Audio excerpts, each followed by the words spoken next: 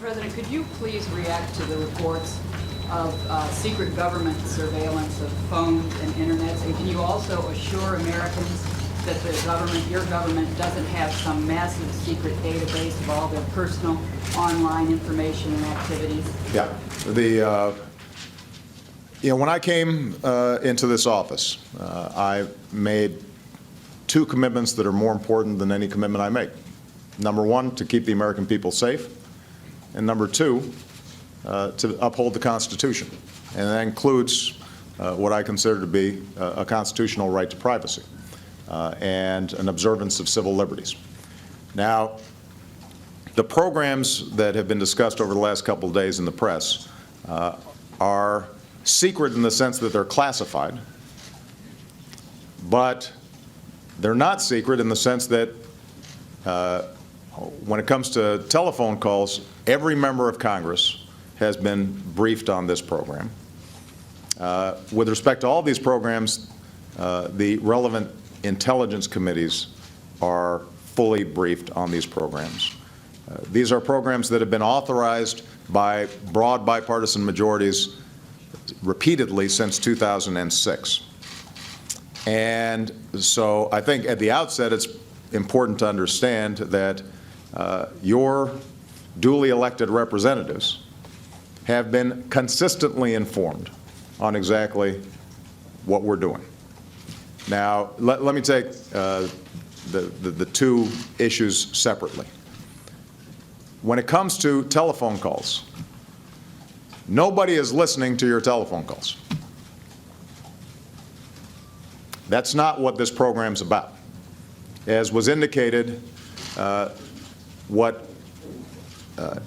the intelligence community is doing is looking at phone numbers and durations of calls. They are not looking at people's names, and they're not looking at content.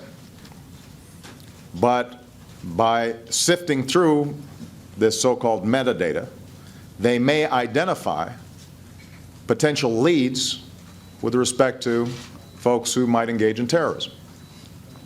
If these folks, if the intelligence community then actually wants to listen to a phone call, they've got to go back to a federal judge, just like they would in a criminal investigation. So I want to be very clear. Some of the hype that we've been hearing over the last day or so, nobody's listening to the content of people's phone calls. This program, by the way, is fully overseen not just by Congress, but by the FISA court, a court specially put together to evaluate classified programs to make sure that the executive branch or government generally is not abusing them and that it's being carried out consistent with the Constitution and rule of law. And so not only does that court authorize the initial gathering of data, but I want to repeat, if anybody in government wanted to go further than just that top-line data and wanted to, for example, listen to Jackie Combs' phone call, they'd have to go back to a federal judge and indicate why, in fact, they were doing further probing. Now, with respect to the internet and emails, this does not apply to U.S. citizens, and it does not apply to people living in the United States. And again, in this instance, not only is Congress fully apprised of it, but what is also true is that the FISA court has to authorize it. So, in summary, what you've got is two programs that were originally authorized by Congress, have been repeatedly authorized by Congress, bipartisan majorities have approved of them. Congress is continually briefed on how these are conducted. There are a whole range of safeguards involved, and federal judges are overseeing the entire program throughout. We're also setting up, we've also set up an audit process when I came into office to make sure that we're after the fact, making absolutely certain that all the safeguards are being properly observed.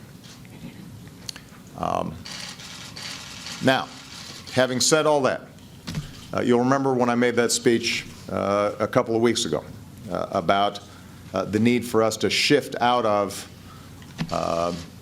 a perpetual war mindset.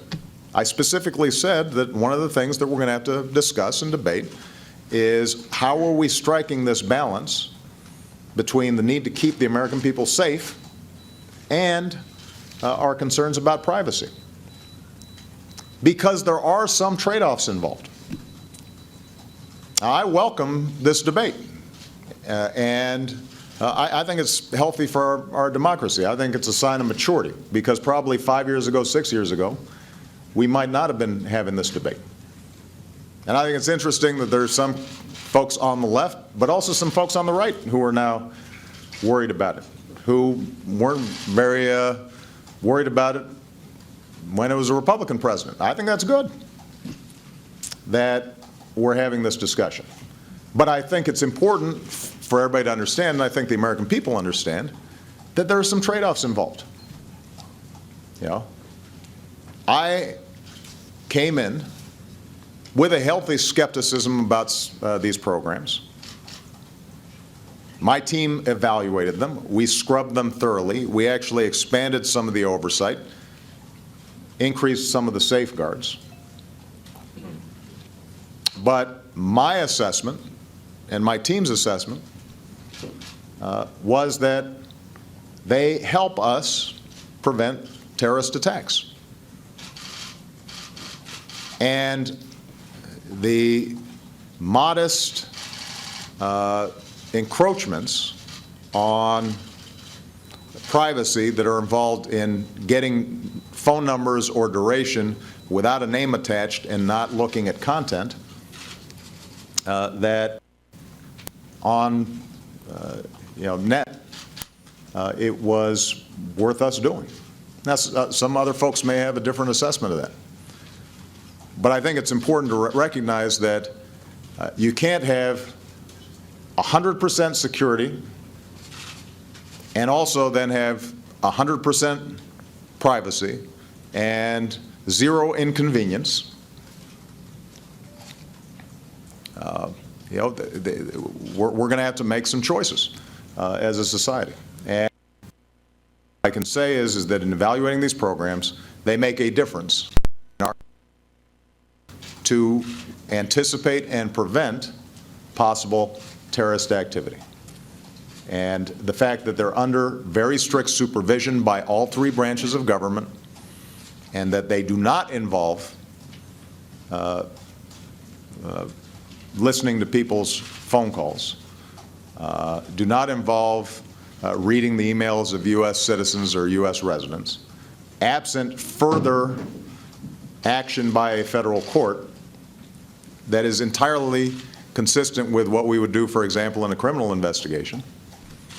I think on balance, we have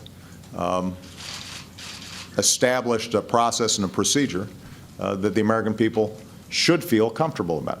But again, these programs are subject to congressional oversight and congressional reauthorization and congressional debate.